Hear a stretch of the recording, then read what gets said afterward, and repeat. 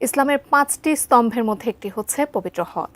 প্রতি বছর এটি জিলহজ মাসের শুরুতে পালন করা হয়। এবারের হজ যাত্রার আনুষ্ঠানিকতাও ইতিমধ্যে শুরু হয়েছে। আর এই যাত্রাকালীন সময়ে ঘটেছে অলৌকিক এক ঘটনাও। লিবিয়া থেকে হজের উদ্দেশ্যে রওনা হওয়া গাদ্দাফি নামের এক জাতির সাথেই ঘটে রহস্যময় ঘটনাটি। বিস্তারিত জানাচ্ছেন ইশতিয়াক হোসেন। পবিত্র হজকে ইসলাম ধর্মের একটি গুরুত্বপূর্ণ স্তম্ভ হিসেবে বিবেচনা করা হয়, যা মুসলিমদের জন্য একটি বাধ্যতামূলক ধর্মীয় কর্তব্য। প্রতি বছরের মতো এবারও পৃথিবীর বিভিন্ন প্রান্ত থেকে একে একে হজযাত্রীরা যাত্রা শুরু করেছেন সৌদি আরবের উদ্দেশ্যে। সেই ধারাবাহিকতায় লিবিয়া থেকে হজ পালনের নিয়ত ও ধর্মের প্রতি বিশ্বাস নিয়ে আমির আল মাহাদি মনসুর গাদ্দাফিও রওনা দেন। লিবিয়ার দক্ষিণাঞ্চল থেকে আসা আমির হজের সব প্রস্তুতি সম্পন্ন করেই দেশটির আন্তর্জাতিক বিমানবন্দরে পৌঁছান, কিন্তু এরপরই শুরু হয় তার নিয়তের পরীক্ষা।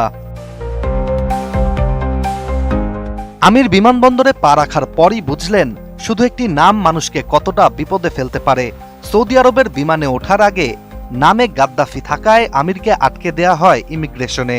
লিবিয়ার এক সময়ের শাসক ও আন্তর্জাতিক নিরাপত্তার জন্য সন্দেহভাজন ব্যক্তি হিসেবে পরিচিত ছিলেন মুয়াম্মর গাদ্দাফি। হজযাত্রী আমিরের নামের শেষেও গাদ্দাফি থাকায় ভোগান্তিতে পড়তে হয় তাকেও। Walton washing machine, simplifying life with hassle-free washing. এদিকে অন্য যাত্রীরা একে একে ইমিগ্রেশন পার হয়ে বিমানে উঠে যাচ্ছিলেন, আর আমির দাঁড়িয়ে অনিশ্চয়তার প্রহর গুনছেন। অবশেষে যখন ক্লিয়ারেন্স পাওয়া গেল, তখন বিমানের দরজা বন্ধ, আর পাইলটের স্পষ্ট সিদ্ধান্ত ওই মুহূর্তে দরজা না খোলার। ফলে বিমানে জায়গা হয়নি আমিরের। কিন্তু হজ পালনের নিয়ত ও আল্লাহর উপর আস্থা রেখে আমির নিজের স্থিরতা হারাননি। তিনি জানিয়েছিলেন এই বিমানবন্দর ছেড়ে তিনি যাবেন না যতক্ষণ না হজে যাওয়ার ফ্লাইটে তিনি উঠছেন। এরপরই শুরু হয় বিস্ময়কর ঘটনা। আমিরকে রেখেই চলে যাওয়া বিমানটিতে যান্ত্রিক ত্রুটি দেখা দিলে ফিরে আসতে বাধ্য হয় সেটি। বিমানটি অবতরণ করার পর ত্রুটি মেরামতের কাজ চলাকালীন সময়েও আমিরকে সুযোগ দেয়া হয়নি বিমানে ওঠার। পরে আবারও আমিরকে রেখেই উড়ে যায় বিমানটি, কিন্তু অলৌকিক কিংবা রহস্যজনকভাবে দ্বিতীয়বারও সমস্যা দেখা দেয় সেই বিমানে। নেমে আসতে বাধ্য হয় বিমানবন্দরে।